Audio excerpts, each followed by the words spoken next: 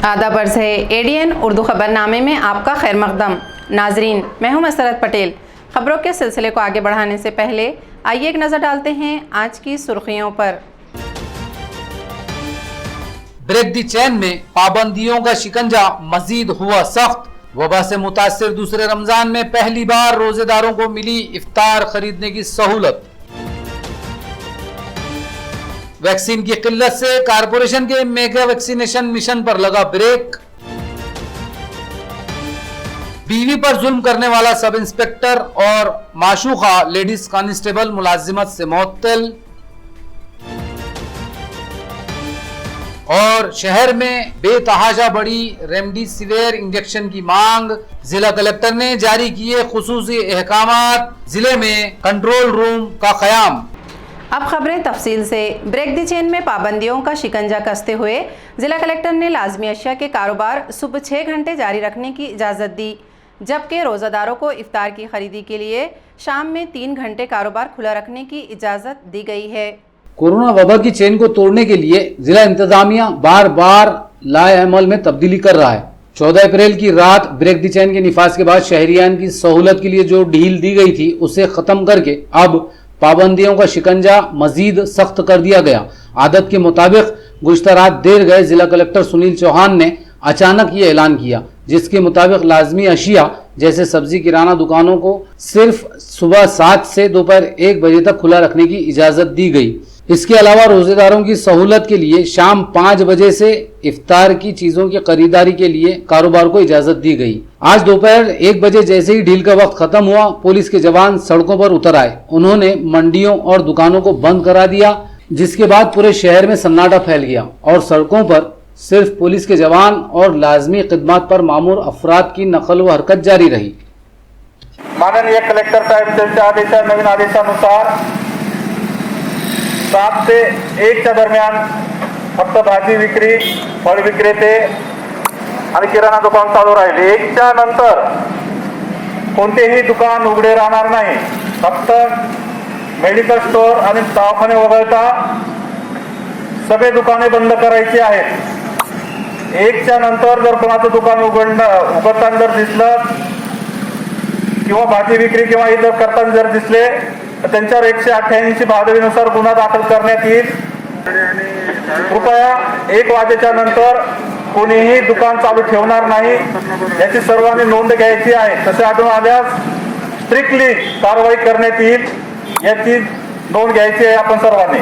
मनहूस वबा कोरोना के चलते मुसलसिल दूसरे रमजान के 5वें रोजे पर आज रोजेदारों ने बिला किसी खौफ व खतर के इफ्तारी के लिए सामान खरीदा। जिला कलेक्टर ने गुज़श्ता रात जारी किए नए हुक्म में रोजेदारों के लिए शाम 5 बजे से 8 बजे तक दूध और अफ्तारी की अशिया की दुकानें खुली रखने की इजाज़त दी, जिस पर आज खदीम शहर के तकरीबन इलाकों में रोजेदारों ने इत्मीनान के साथ इफ्तार के लिए खाने पीने की चीज़ें, फल, ठंडे मशरूबात वगैरह खरीदे। गुज़श्ता रमज़ान का पूरा महीना सख्त लॉकडाउन में पाबंदियों के साथ गुजर गया। अब फिर ब्रेक दी चेन की पाबंदियों ने रमज़ान में बाजारों की रौनक मांद कर दी थी। इफ्तार के लिए खरीदी की छूट मिलने पर रोजेदारों में खुशी व इत्मीनान का इजहार किया गया। सब्जी और किराना कारोबार के लिए सिर्फ 6 घंटे का वक्त दिए जाने से व्यापारियों और सब्जी फरोशों में नाराज़गी पाई जा रही है। इनका कहना है कि कारोबार के लिए कम वक्त मिलने से इनका भारी नुकसान हो रहा है। ब्रेक दी चेन के तहत जिला कलेक्टर ने सब्जी और किराना दुकानों के लिए दोपहर 1 बजे तक 6 घंटे की छूट दी। एडीएन न्यूज़ की टीम ने आज शहर की मुख्तलिफ सब्जी मंडियों और बाजारों का जायजा लिया। यहाँ दुकानें तो खुली थी, लेकिन ग्राहक बहुत कम तादाद में नजर आए। सब्जी फरोशों में ज्यादा नाराजगी नजर आई। एडीएन से बात करते हुए उन्होंने कहा कि सब्जी फौरी फरोख्त करनी पड़ती है, उसे महफूज नहीं रखा जा सकता। कारोबार के लिए सिर्फ 6 घंटे का वक्त दिया गया और इस वक्त में भी सड़कों पर चेक पॉइंट लगाकर शहरियान को चेकिंग के नाम पर रोका जा रहा है। अगर ग्राहक नहीं आए तो इनका कारोबार कैसे होगा? इन हालात में उन्हें नुकसान उठाना पड़ेगा, इसलिए इंतजामिया ढील के वक्त में इजाफा करे। आणि ग्राहक इथपर्यंत भाजी घ्यायला किंवा किराणा सामान किंवा आणखी काही वस्तू खरेदी करायला येत नाहीये। त्याचं कारण असं आहे का पोलिसांनी जागोजागी चेक पॉइंट लावून विचारपूस करणं हे ते। आता तुम्ही 1 वाजेपर्यंत आम्हाला मुभा दिलेली तर 1 वाजेपर्यंत कस्टमरला यायला येऊ दिलं पाहिजे। आमचा माल कसा विक्री होणार आमची दुकान उघडी राहून काही उपयोग होत नाही आहे, तो माल खराब होतो आहे. आज हा माल खराब झाला तर दुसऱ्या दिवशी फेकून द्यावा लागतो. शेतकऱ्यांना याचे पैसे करून द्यावे लागतात. या व्यापाऱ्यांचं यामध्ये फार मोठं नुकसान होत आहे. ती मुभा देऊ नये, मुभा नसल्यासारखी मुभा आहे. 7 बजे से लेकर 1 बजे तक का जो टाइम जिला कलेक्टर ने दिया है ये बहुत कम टाइम है. भाजी तरकारी जो है तो ये ख़राब हो जाती है. इसकी वजह से जो नाकाबंदी लगी है रोडों पे, ग्राहक इसमें दुकान तक नहीं पहुंच पा रहा है. बहुत परेशानी हो रही है. भाजीपाला जो है तो 1 बजे शाम तक के जो रह रहा है पड़ जा रहा है, सड़ जा रहा है, ख़राब हो जा रहा है. इसके अंदर में पब्लिक गोर गरीब यहाँ तक नहीं पहुँच रहा है. मालों के नुकसान हो रहे हैं, व्यापारियों के नुकसान हो रहे हैं. इसमें कलेक्टर साहब ने इसका टाइमिंग बढ़ाना चाहिए. सरकारने हे जे काय लॉकडाऊन लावलेलं आहे हा गरिबाच्या विरुद्ध आहे. गरिबाची सोय करायची असती, भाजी पत्त्यावरची सोय करायची असती, गरीब लोकांच्या हातावर पोट भरण्याची काही व्यवस्था करून मग लॉकडाऊन लावायला पाहिजे. किमान लॉकडाऊन हा संध्याकाळी 6पर्यंत तरी पाहिजे होता, शाळेच्या पुढे. महत्त्वाचं मजुरांनी काय करायचं, कुठल्या बेसवर जगायचं, भाजी पत्त्यावाल्यांनी कोणासाठी म्हणून मागायचं. ते इकडून पैसे आणून धंदा करतात, त्यातही म्हणाई सरकारची याचा विचार करून हा लॉकडाऊन थोडा वाढवून टाकायचा असं अशी पाहिजे ना. ये जो टाइम दिया जिला अधिकारी ने, तो ये टाइम जो है तो बिल्कुल गलत है. एक तो 7 बजे से 1 बजे तक टाइम दिए. हम इतना भाजीपाला लेके आते, ये महंगे का लेके आते हैं. और ये चेक पोस्ट जो लगाया है इन्होंने, ये इससे ग्राहक आने भी डर रहे हैं यहाँ पे. एक तो हम मार्केट से माल ला रहे हैं, वहाँ भी हमको टाइम हो जा रहा, वहाँ पे भी एकदम कड़क करीब है. उसके बाद ये इतना भाजीपाला लाते, इतना धंधा होता नहीं हमारा, माल बच जाता. माल महंगे का है, इसको क्या करना हमने. अब ये जो है तो गलत है, इसको टाइम बढ़ाना चाहिए. एक बजे का टाइमिंग है, ये तो बहुत कम टाइमिंग हो गई. एक तो रमज़ान चालू है, लोग रात में इबादत करते हैं, थोड़ा लेट हो जाता है उठने के वास्ते. 7 से 1 तक टाइम दिया हुआ है, इसमें इतना धंधा होता नहीं हमारा. इसके वास्ते थोड़ा टाइम बढ़ाना चाहिए. कोरोना से हिफाजत के लिए कॉरपोरेशन शहर में मेगा वैक्सीनेशन मिशन चला रही है, लेकिन वैक्सीन की किल्लत मिशन की राह में सबसे बड़ी रुकावट बन चुकी है. आज दूसरी मर्तबा कॉरपोरेशन के तमाम टीका सेंटर वैक्सीन न होने से बंद रहे. कॉरपोरेशन ने 5 अप्रैल से शहर में मेगा वैक्सीनेशन मिशन शुरू किया. मिशन के तहत 15 दिनों में 45 साल से ज्यादा उम्र वाले 3 लाख शहरियान को टीके देने का ऐलान किया गया. 115 वार्डों में टीका सेंटर कायम किए गए. कुछ दिन पहले एडीएन न्यूज से municipal health officer doctor Neeta Padalkar ने बात की थी. उन्होंने बताया था कि अभी 20,000 से ज्यादा वैक्सीन मौजूद हैं. अगले हफ्ते के लिए हुकूमत से टीकों की मांग की गई है. शहरामधनं मेगा वॅक्सिनेशन मोहीम आपण सुरू केलेली आहे. एकूण 115 वॉर्डातनं जे आपले शहरात आहेत तिथे सर्व ठिकाणी लसीकरण सुरू केलेलं आहे. यामध्ये साधारण आपण 5 तारखेपासून सुरुवात केलेली आहे. याच्यासाठी आत्तापर्यंत जवळजवळ 38,000 वॅक्सिनेशन लाभार्थ्यांचं या बूथवर झालं आहे. आणि जसं ते 16 जानेवारीपासून पूर्ण सत्र लसीकरण सुरू आहे, 1.5 लाखाच्या वर आपलं लसीकरण करण्यात आलेलं आहे. लस सुरक्षित आहे, कोणालाही काही त्रास नाही आणि सगळ्यांनी लस निश्चित घ्यावी. यासाठी वॅक्सिनची मागणी आपण शासनाकडे वेळोवेळी केलेली आहे. वॅक्सिन मिळत आहे. सध्या आपल्याला जो पुरवठा झालेला आहे, सध्या 20,000 ते 22,000 वॅक्सिन आपल्याकडे आज आहे. अजून एवढा आठवडा पण आपल्याला वॅक्सिनेशन पुरेल इतकं लस आहे. पुढच्या आठवड्यात आपण मागणी पुन्हा नोंदवलेली आहे. लस मिळताच आपण अजून आपल्या वॅक्सिनेशनला गती येईल.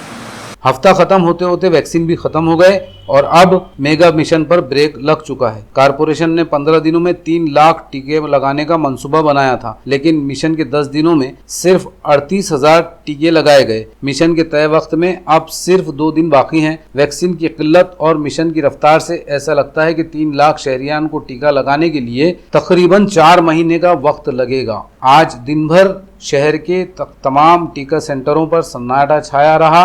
वैक्सीन न होने से यहाँ काम बंद रहा. कोरोना वबा के चलते ऑक्सीजन की ज़रूरत बढ़ती जा रही है, जबकि औरंगाबाद में ज़रूरत से कम मिकदार में ऑक्सीजन सप्लाई किया जा रहा है, जिससे मरीजों की जान खतरे में पड़ सकती है. एमएलसी अंबादास दानवे ने वज़ीर आला उद्धव ठाकरे से ज़रूरत के मुताबिक ऑक्सीजन सप्लाई करने का मुतालबा किया. कोरोना वबा के चलते औरंगाबाद शहर में ऑक्सीजन की ज़रूरत बढ़ती जा रही है, लेकिन ज़रूरत के मुताबिक ऑक्सीजन न मिलने से शहर में मरीजों के इलाज में दुश्वारी पेश आ रही है. इसके पेश नज़र एमएलसी अंबादास दानवे ने वज़ीर आला को एक मकतूब लिखकर मुनासिब मकदार में ऑक्सीजन सप्लाई करने का मुतालबा किया. ये हो गया है. बम्बार नगर के साकिन एक 32 साला मजदूर ने फांसी लेकर खुदकुशी कर ली. खुदकुशी से पहले लिखी चिट्ठी में इसने अपने इंतहाई हदम की वजह नहीं लिखी, सिर्फ अपने घर वालों से माफ़ी मांगी। पुंडलिक नगर का साकिन 32 साला गुलाब रमेश त्रिकाल मजदूरी करता था। शनिचर की शाम 5 बजे के करीब उसने अपने घर की छत में लगी सलाखों से साड़ी बांधी और फांसी लेकर खुदकशी कर ली। इससे पहले उसने घर वालों के लिए एक चिट्ठी लिखी जिसमें खुदकशी की कोई वजह नहीं बताई। गुलाब ने सिर्फ इतना लिखा कि मुझे माफ करना, मैं खुदकशी की वजह तुम्हें नहीं बता सकता। खुदकशी के थोड़ी देर बाद ही इसके घर वालों को इसका इल्म हुआ। उन्होंने गुलाब को फौरी नीचे उतारा और घाटी अस्पताल पहुंचाया, लेकिन तब तक इसकी मौत हो चुकी। इस मामले में पुंडलिक नगर पुलिस थाने में केस दर्ज किया गया है। खबरें और भी हैं, लेकिन एक छोटे से वक्फे के बाद जल्द हाजिर होते हैं। आप देखते रहिए ADN Urdu news.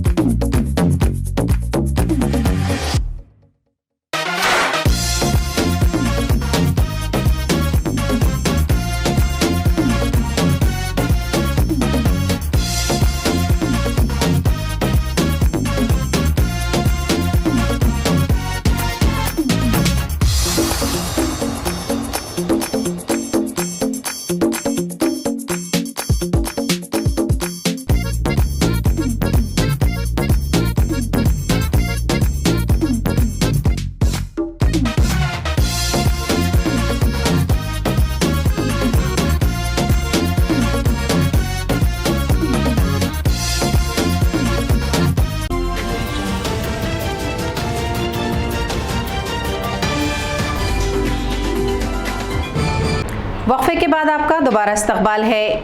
Remdesivir injection की कालाबाजारी करने वाले गिरोह के तार बीड़ से जुड़े हुए हैं। इस मामले में पुंडलिक नगर पुलिस ने बीड़ की एक मेडिकल स्टोर पर छापा मारकर इसके मालिक को गिरफ्तार कर लिया। पुंडलिक नगर पुलिस ने रेमडेसिविर इंजेक्शन की कालाबाजारी करने वाले गिरोह को इंतहाई चालाकी के साथ नकली गाहक के जरिए बेनकाब किया था। जुमा को की गई इस कार्रवाई में घाटी अस्पताल के एक मुलाजिम समेत 3 अफराद पकड़े गए थे। जैसे जैसे इनसे पूछताछ आगे बढ़ रही है, गिरोह के दीगर मेंबर भी बेनकाब होते जा रहे हैं। पुंडलिक नगर पुलिस की एक टीम ने शनिचर को शिवाजी नगर बीड़ पुलिस की मदद से कांगर रोड पर वाक़े रेणुका मेडिकल स्टोर पर छापा मारकर मेडिकल स्टोर मालक को गिरफ्तार कर लिया। पुलिस के मुताबिक घाटी के मुलाजिम ओम प्रकाश ने रेमडेसिविर इंजेक्शन बेचने के लिए इसी मेडिकल स्टोर पर रखे थे। इधर पुंडलिक नगर पुलिस की कार्रवाई के बाद शहर में रेमडेसिविर इंजेक्शन की किल्लत पैदा हो गई है। ये इंजेक्शन अभी सिर्फ घाटी अस्पताल में मिल रहे हैं। खानगी अस्पतालों, फार्मासिस्ट और मेडिकल स्टोर पर ये इंजेक्शन अभी नहीं मिल रहे हैं।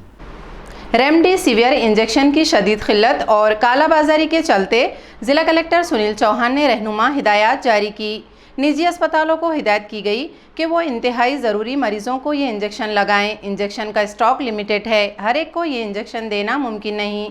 इंजेक्शन के लिए मौसूला दरखास्तों की जांच के लिए joint commissioner food and drug को तैनात किया गया। इसके लिए कंट्रोल रूम भी कायम किया गया। बऱ्याच ठिकाणी रेमडेसिविरची उपलब्धता हा एक जिव्हाळ्याचा विषय झालेला आहे। बऱ्याच ठिकाणी नागरिक हॉस्पिटलच्या संदर्भात रेमडेसिविर उपलब्ध नाही अशा स्वरूपाचे दूरध्वनी कॉल जॉइंट कमिशनर अन्न फूड अँड ड्रग तसेच माझ्याकडे काही प्रसंगी महानगरपालिकेकडे येत आहेत।